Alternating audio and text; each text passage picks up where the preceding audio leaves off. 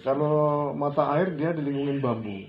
Rencananya kolam itu nggak menggunakan sumur bor, jadi sumber air itu nggak pernah kering. Dalam musim Mau kemarau 9 pun, bulan kemarau, gitu-gitulah ya. Ada 5 mata air gitu. besar Iya. Pak. Besar. Besar ya. Besar. Ya nggak terlalu besar betul ya teman ya. Ya besar, tapi nggak nganyutkan orang tidak. Iya.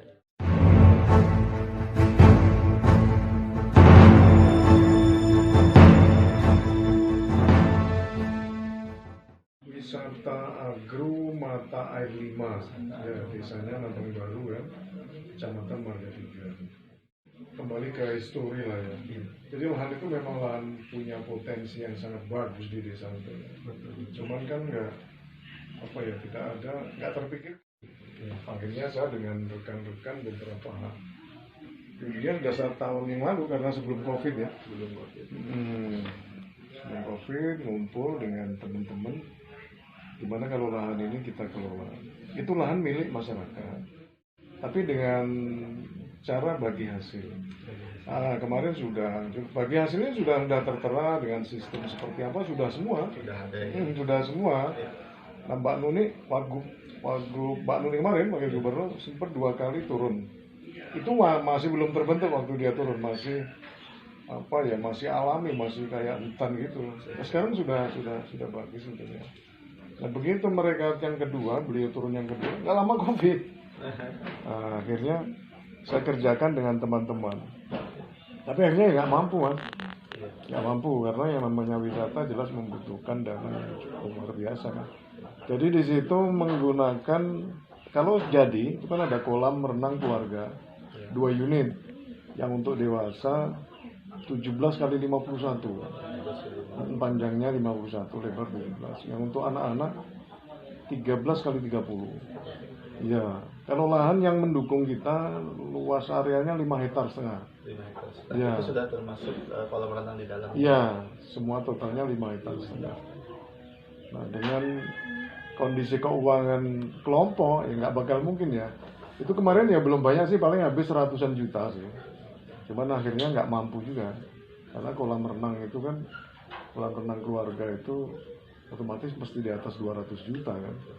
Iya, itu dengan 2 unit, belum nanti jalan papingnya dan lain sebagainya. Listrik sudah saya masukkan, listrik sudah ya.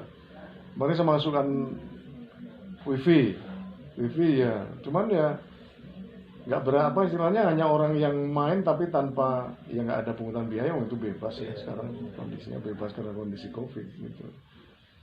Ya itu, jadi kalau tanah warga jadi sistem bagi hasil. Sekarang fasilitas yang sudah ada, listrik, wifi, kolam renang itu karena belum terpakai, kemarin tak kasihkan. Oh gitu. Iya, kasihkan nila. Jadi biar yang punya sawah juga dapat nantinya kalau produksikan gitu. Berarti kolam renang masih butuh pembangunan lagi. Iya. Untuk tumbuh-tumbuhannya Pak, di situ kan ada agrowisata, berarti kan ada lingkungannya padi. Padi di sebelah barat, padi sawah. Rencanakan untuk menjadi sawah atau padi organik ya. Kemarin rencananya begitu. Kan ada kebun coklat. Kalau mata air dia dilingkungin bambu. Makanya kemarin rencananya kolam itu nggak menggunakan sumur bor, jadi sumber air itu nggak pernah kering. Dalam musim mau 9 bulan kemarau, gitu-gitulah ya. Ada 5 mata air gitu. Besar Pak? Besar. Ya nggak terlalu besar betul ya teman ya. Ya besar, tapi nggak nganyutkan orang juga. Iya. Tapi landai lokasinya tidak curam menakutkan nggak. Biasa gini aja.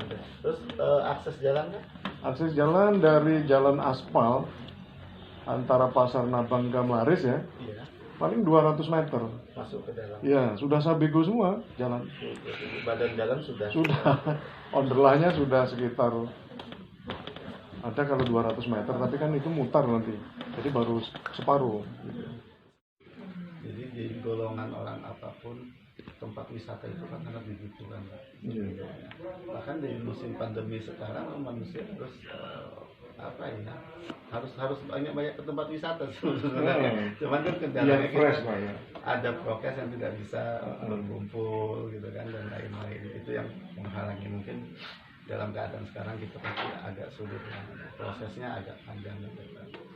Nah, kebetulan saya dan kawan-kawan itu lagi membentuk juga kelompok ekonomi petani namanya Rumah Tani Milenial. Alhamdulillah kemarin tanggal 10 kita sudah berbadan hukum perseroan terbatas, Pak. Ya, rencananya PT ya PT Rumah Tani Milenial ini kita ingin jadi basisnya UMKM. Jadi UMKM kita sebenarnya mau fokusnya di pemasaran, karena kan kita paham itu petani pun ketika barang banyak atau hasil panen melimpah itu pasti harga murah. Kalau harga mahal berarti barangnya tidak ada gitu. Nah ini yang akan kita rubah konsepnya. Kita pengen hasil pertanian ini kita kelola di Lampung Timur, kita produksi menghasilkan suatu produk dan bisa kita jual walaupun baik itu skala nasional ataupun internasional. Harapannya sih kita bisa berekspor. Nah, saya bicara sedikit seperti nah ini kan bagusnya UMKM ini memang berdampingan dengan destinasi wisata gitu, Pak. Jadi kita bisa saling membantu di sini. Jadi ketika ada tempat wisata, UMKM setempat terangkat gitu. Dan UMKM setempat pun bisa mengangkat destinasi wisata ini dengan produk-produknya gitu kan. Bisa saja produk itu nanti ya berbentuk apa ya,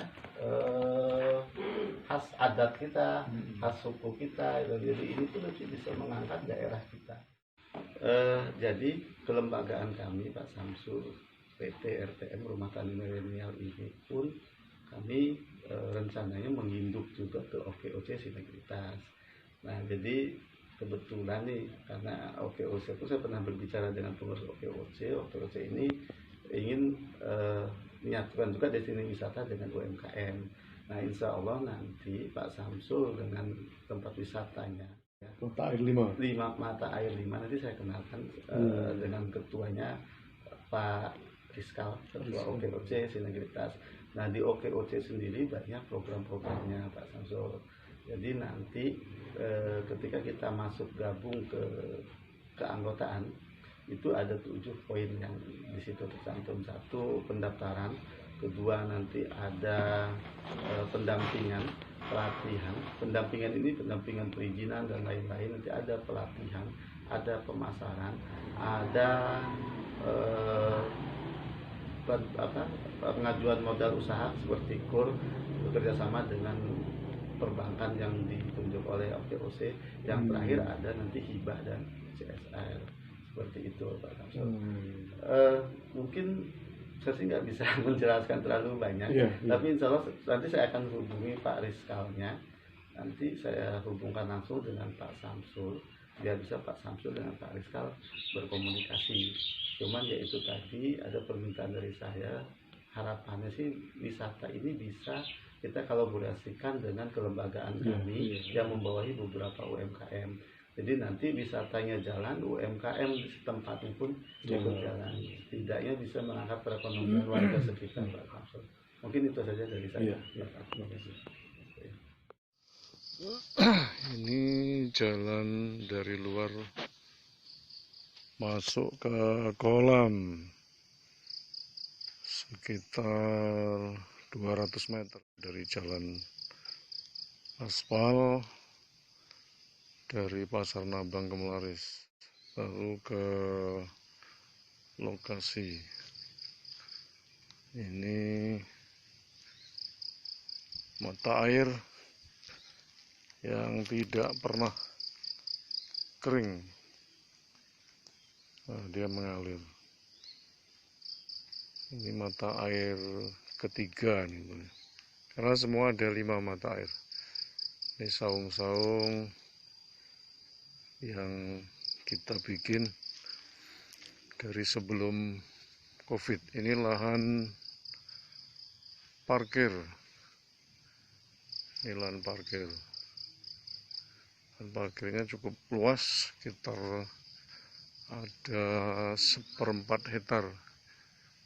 Nah, ini bambu-bambu pelindung mata air. Di lokasi ini sebetulnya punya potensi yang luar biasa. Airnya tidak pernah kering. Sekalipun kemarau 9 bulan tidak pernah kering. Dari dulu seperti itu aja. Ini lokasi parkir, jadi lokasi parkir cukup luas. Ini bambu pelindung mata air. Wakil Gubernur Lampung, Mbak Kusnunia Kalim, pernah kesini 2 kali sebelum COVID. Nah, ini mata air juga. Ini mata air yang mengalir sepanjang tahun, tidak pernah kering sekalipun kemarau. Jadi kalau ini digunakan untuk kolam renang, jadi tidak menggunakan mesin sibol, cukup pasang pipa langsung masuk ke air. Jadi masuk ke kolam renang. Jadi airnya di kolam renang akan selalu ganti, jadi tidak ada pakai obat kimia, jadi aman untuk mandi. Nah, ini air yang mengalir, ini mata air kedua tentunya. Ini mata air kedua, tadi yang ketiga, ini kedua.